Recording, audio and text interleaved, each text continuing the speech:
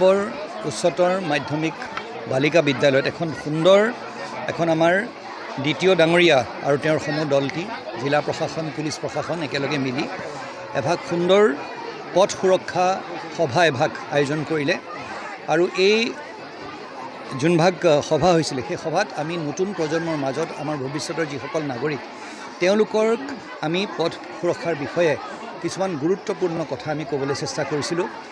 হাঁহি ধেমালিৰ মাজেদি খুব চিৰিয়াছ এটা পৰিৱেশত নহয় আৰু তেওঁলোকক এইষাৰ কথা উপলব্ধি কৰাটো অত্যন্ত প্ৰয়োজন। আজি নগাঁও জিলাখনত আজি আমি যদি পথ সুৰক্ষাৰ ক্ষেত্ৰত আমি কওঁ, যোৱা এমাহত আমি প্ৰায় 22টা প্ৰাণ হেৰুৱাবলগীয়া হৈছে পথ দুৰ্ঘটনাত। এইটো এটা অত্যন্ত ভয়াৱহ এটা পৰিস্থিতি আৰু তাৰ বাবে সচৰাচৰ আমি দেখা পাইছোঁ যে ৰাইজ সজাগ আৰু সচেতন নোহোৱাৰ বাবে আৰু এই সজাগতা আৰু সচেতনতা সৃষ্টি কৰাৰ বাবে নতুন প্ৰজন্মৰ মাজত বিশেষকৈ এটা অত্যন্ত গুৰুত্বপূৰ্ণ এটা দিশ যোনটো আমি কৰিব লাগে, সেই দায়িত্ব পালন কৰা হৈছে। আজি মই দ্বিতীয় ডাঙৰীয়াক আৰু পৰিবহণ বিভাগক বিশেষভাৱে মই ধন্যবাদ জনাইছোঁ।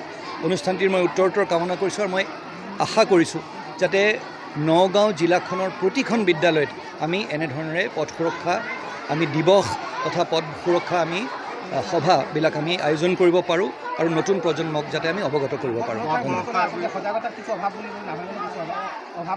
নিশ্চিতভাৱে হয়, সেইটো হয়। আপুনি একেবাৰে সুন্দৰ কথা এটা কৈছে।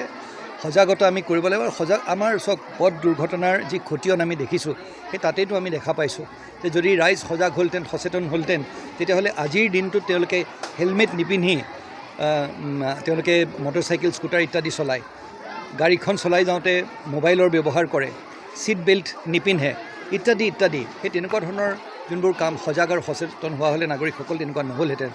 তাৰ বাবে সজাগতা সৃষ্টি কৰিবলৈ চেষ্টা কৰা হৈছে, কিন্তু যদি এই দায়িত্ব ৰাইজে নিজে পালন নকৰে, সেই সজাগ যদি ৰাইজ নিজে নহয়, আমি হাজাৰ মিটিং পাতোঁ, আমি হাজাৰ সজাগতা শিবিৰ পাতোঁ, ৰাইজৰ যদি সদিচ্ছা নাথাকে তেতিয়াহ'লে কিন্তু আমি ফলপ্ৰসূ হ'ব নোৱাৰিম। তাৰ বাবে সংবাদ মাধ্যমক বিশেষভাৱে ধন্যবাদ জনাই তেওঁলোকৰ জৰিয়তে সমূহ ৰাইজক আমাৰ যিসকল আমাৰ নাগৰিক আছে সকলোকে আমি অনুৰোধ জনাব বিচাৰিছোঁ তেওঁলোকে যাতে পথ দুৰ্ঘটনাৰ প্ৰতি আমাৰ যি ক্ষতিয়ন আমি আগবঢ়াইছোঁ তাৰ প্ৰতি যাতে সজাগ হওক আৰু পথ সুৰক্ষাৰ ক্ষেত্ৰত যিখিনি নিয়ম অৱলম্বন কৰিব লাগে সেই নিয়ম নীতিখিনি অৱলম্বন কৰি তেওঁলোকে জীৱন যাপন যাতে কৰে।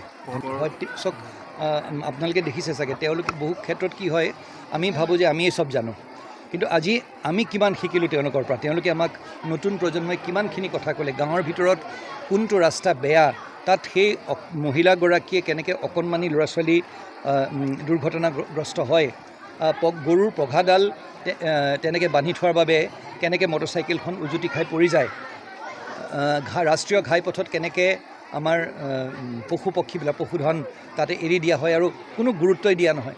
এই কথাবোৰ আজি নতুন প্ৰজন্মই আমাক অৱগত কৰিলে।